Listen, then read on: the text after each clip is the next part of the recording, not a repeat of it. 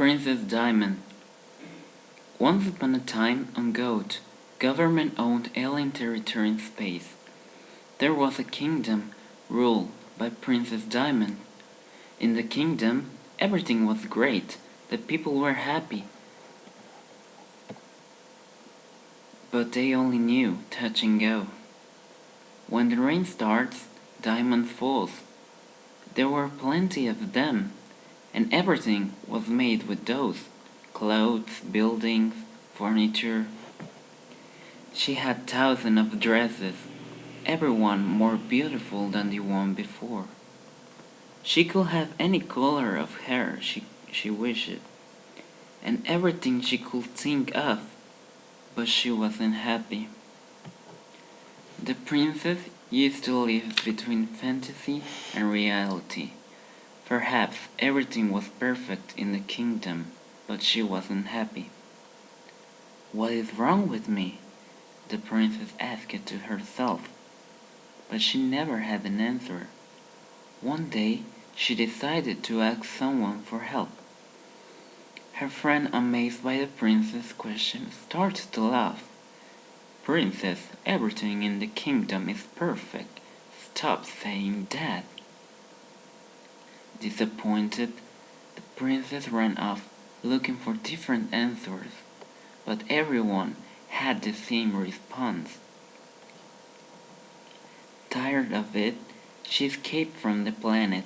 She traveled through thousands of planets, with tears in her eyes, without looking back. Tired, she decided to land on the closest planet. When she arrived, she discovered that little beings confused and scared by her. She tried to reach them, but they ran away from her. She didn't know how to communicate with them.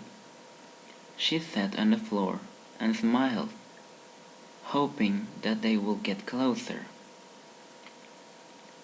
The creatures were small and cute, though they were not perfect beings like the ones she used to see every day. They didn't look that they were bad, they were more insecure of themselves. The princess was fascinated by the little creatures, but she had no idea how to talk with them. It looked like everyone had a different language or something. She decided to tune some sounds, and for her surprise, even more creatures appeared and gathered around her. Soon, she could communicate with the creatures through sounds. She discovered that they were all insecure because they were treated like freaks, because they were not like the others. They all escaped it from other places and started to live in this planet. For the first time in her life, the princess felt a deep connection with them, and she knew that she had to do something for them. She sang to them that they shouldn't feel like that. Everyone was special and beautiful in their own way. Soon, she won the trust of them, and they started to play all around the planet. But she realized that the creatures didn't like the water reflection. A creature nicknamed Kyle got near the water alongside the princess.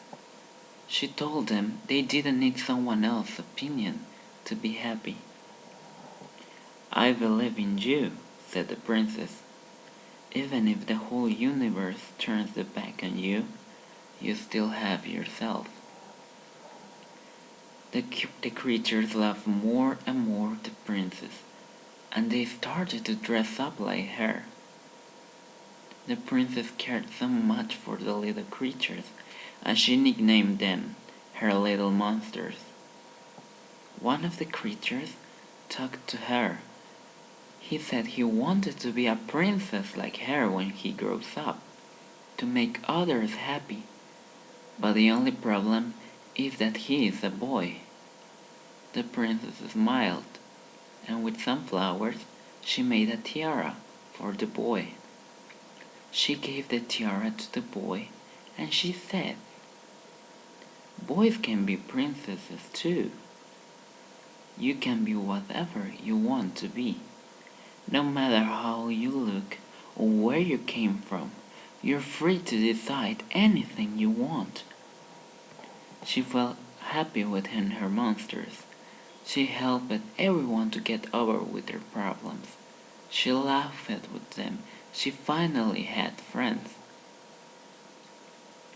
But unluckily, the kingdom was looking for her. A ship arrived to the planet, and the creatures quickly got hide. The princess was overwhelmed. She wanted to be alone with her little monsters. But the guards thought she was nuts, 'cause they didn't see anyone else. The princess was dragged by them as she yelled, "Don't be scared, little monsters, I'll be back." The princess was locked in her bedroom for a while, but she only wanted to return with her little monsters. In the kingdom, everyone else started to think that she was crazy.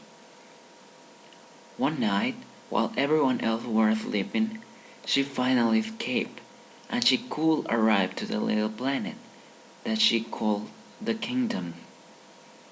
The princess was happy to be with them once again. She hugged them and she cried when she realized that she was gone for a long, long time.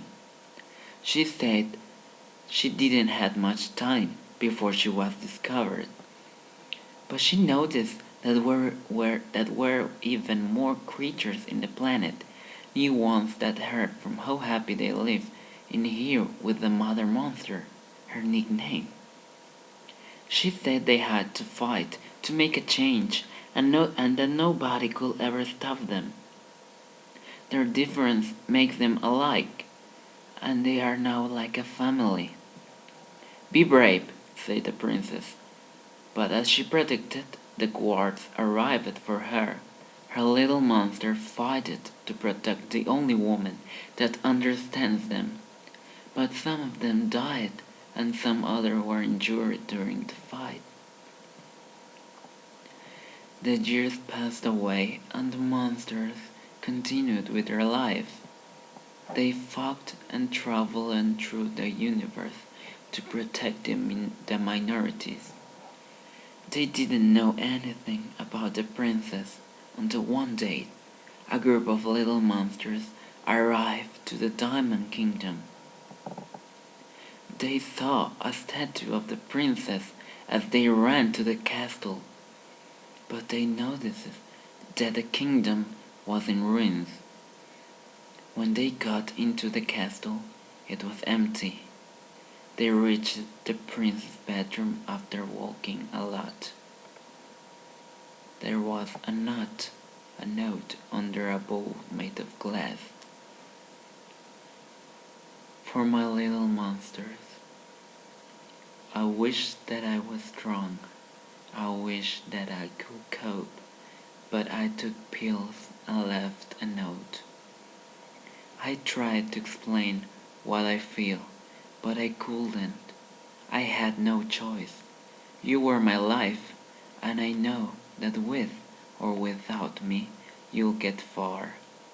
You're stronger than you think. You are my sunshine. So, bob your head for another dead blonde, whose real prince is in heaven." The end.